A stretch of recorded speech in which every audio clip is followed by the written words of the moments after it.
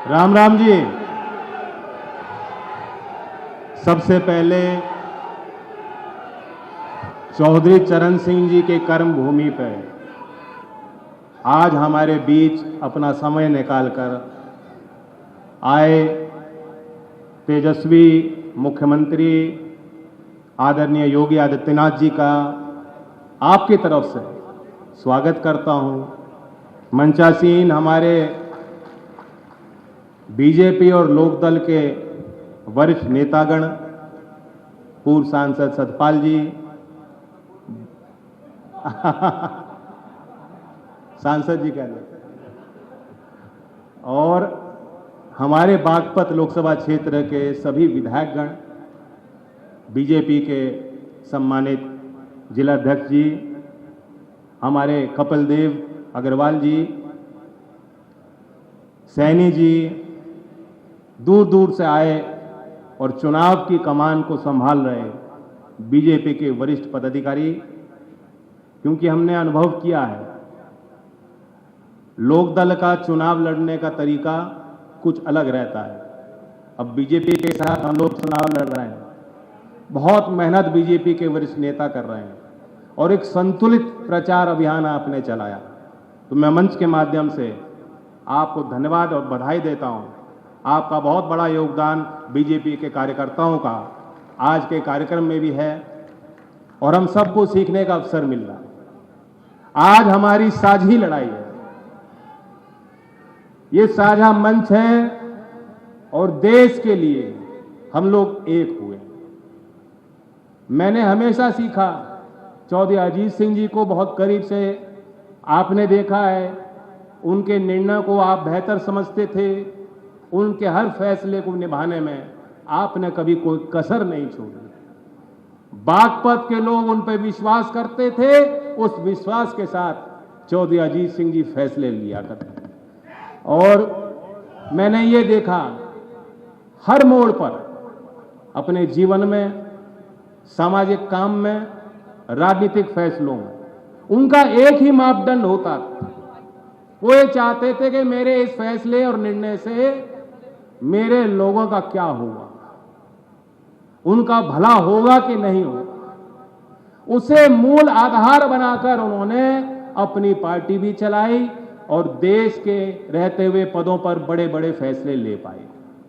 उनसे ये सीखते हुए मैंने भी निर्णय लिया कि हमें एनडीए को और मजबूती देनी। प्रधानमंत्री नरेंद्र मोदी जी ने जो नारे दिए हैं, जो बात की है और जो काम किए हैं, उन कार्यों को और आगे बढ़ाने का हमें मौका और अवसर मिल रहा है। ऐतिहासिक तीसरी बार मैंडेट उन्होंने देश की जनता से मांगा है।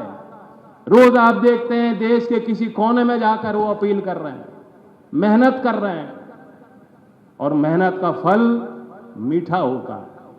जिस प्रकार से बागपत का रटौल का आम मीठा है, उसी प्रकार से यहाँ का गुड़ अच्छा है, यहाँ की मिठाई है, यहाँ के लोगों का निराला अंदाज है।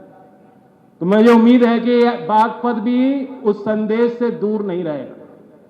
और खास तौर से जब देश के प्रधानमंत्री जी ने जिस प्रकार से चौधरी चरण सिंह जी की एक नैतिकता लोगों को दिखाई देती थी, उनकी ईमानदारी लोगों को याद है, उसी प्रकार से प्रधानमंत्री जी ने जब नारा दिया कि ना खाऊंगा ना खाने दूंगा, बहुत लोगों को स्वाभाविक है मिर्ची लगी हो, लेकिन बागपत के लोगों को वो बात बेहद पसंद आई और इसलिए आज आपके सामने जो आपके प्रत्याशी हैं, बात कहने की आसान होती है, करने और निभाने की जब खुद पे पड़ती है तो मुश्किल आती है। लेकिन मुझे गर्व है कि जिस उम्मीदवार का हमने आपके आशीर्वाद से चयन किया है, डॉक्टर राजकुमार सांगवान, वही बात उन्होंने आज मेरे सामने और मुख्यमंत्री जी के सामने कह दी कि ना खाऊंगा ना खाने दूंगा। बताओ फिर और क्या चाहिए। हमने जो सीखा है, चौधरी चरण सिंह जी कहते थे कि मतदाता को क्या करना है, मतदाता का धर्म क्या है, वो देखे मेरे नेता की और मेरे उम्मीदवार की नैतिकता क्या है, नीतियां क्या हैं, नियत साफ है कि नहीं। तो आपको मुझ पे नजर रखनी है, डॉक्टर सांगवान जी पे नजर रखनी है। एक तरफ योगी जी पे नजर डालनी है और दूसरी तरफ विश्वास करना है देश के प्रधानमंत्री नरेंद्र मोदी जी पे विश्वास करना है। नियत हो और नीति हो साफ दिखाई दे रही है कि नहीं दे रही है? सुस्त हो, पहली मीटिंग है सुबह की, सुस्ती निकालो। थक गए क्या? दिख रही है नियत और नीति? और बाकी जो कसर होगी, क्योंकि हमारे मुख्यमंत्री बहुत तेजी से बातों को समझते हैं और निर्णय लेते हैं। हम लोग तो विपक्ष में भी रहे, हमने देखा कुछ बातें विपक्ष में रह के हम बोल नहीं सकते, अब जो साथ आ गए तो कह सकते हैं।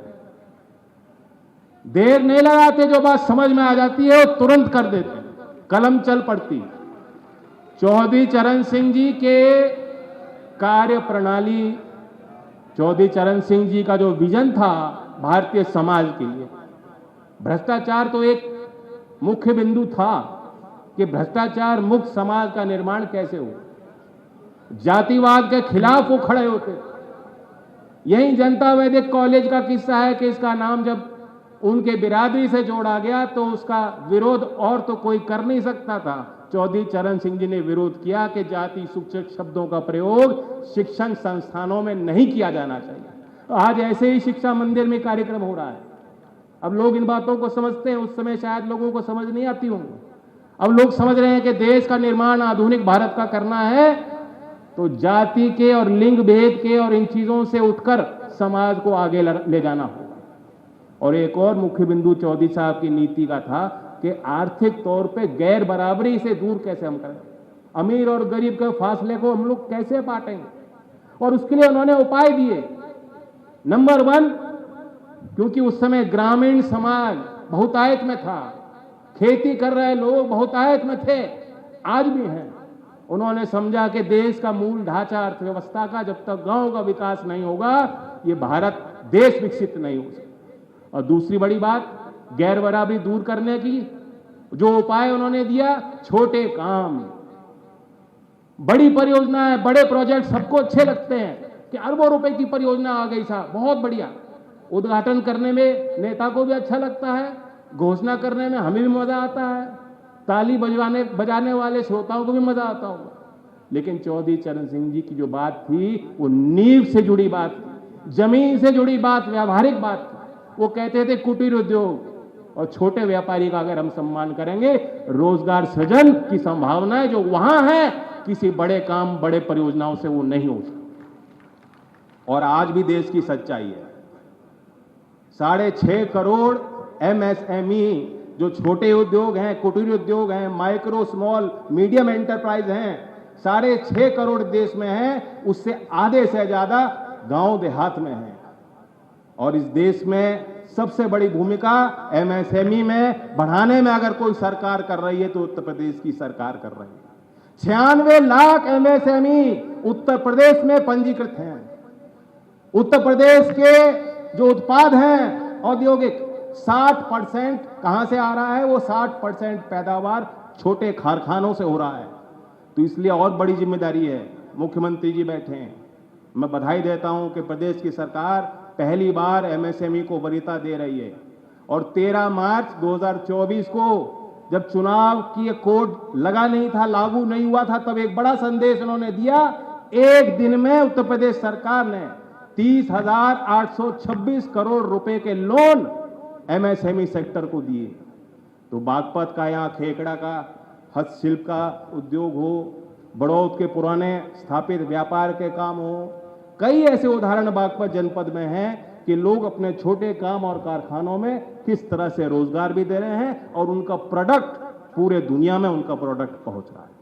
तो मेरी प्राथमिकता होगी कि जब तीसरी बार बड़ा मैंडेट जो 400 पार का नारा देश को दिया गया है, जब उस लक्ष्य को हम पूरा करेंगे और मिल के हम लोग सरकार में, हमारी प्रयत्न और कोशिश रहेगी कि छोटे कुटीर उद्योगों को और किसानों को कैसे हम बेहतर लाभ पहुंचा सकें, उनके लिए मंडियों का विस्तार कैसे हो और उनका प्रभाव कैसे हम लोग बढ़ाएं। ये मेरी व्यक्तिगत तौर से हमारे दल की नीति भी है और बहुत खुशी है कि जिनसे हमने मेल किया है और निर्णय लिया है, साथ काम कर रहे हैं। आज बीजेपी की भी मिशन में ये एक बड़ा हिस्सा उनके मिशन में है। आप करेंगे, मुझे विश्वास है कि यहाँ जो गन्ने की खेती करते हैं, किसान हैं, छोटे व्यापारी हैं, हर वर्ग के आदमी, जीवन में मिठास लाने का काम जिस तरीके से आप कर रहे हैं और आगे आपको शक्तिशाली होकर बढ़ चढ़कर करना है। मैं हमारे सोहनलाल द्विवेदी जी की 3 पंक्ति सुनाता हूं, प्रेरणादायक है, लंबी कविता है, मैं पूरी कविता नहीं सुनाऊंगा, 3 पंक्ति सुनाता हूं। घटा घिरी अटूट हो, अधर से कालकूट हो, यही सुधा की घूंट हो, जियो चलो मरे चलो, बढ़े चलो बढ़े चलो, गगन उगलता आग हो, गर्मी तो आ रही है ना, छिड़ा मरण का राग हो, लहू का अपने फाग हो, अड़ो वहीं गड़ो वहीं, बढ़े चलो बढ़े चलो, चलो नई मिसाल हो, जलो नई मिसाल हो, बढ़ो नया कमाल हो, झुको नहीं रुको नहीं, बढ़े चलो यूं ही बढ़े चलो। धन्यवाद। जय हिंद, जय भारत।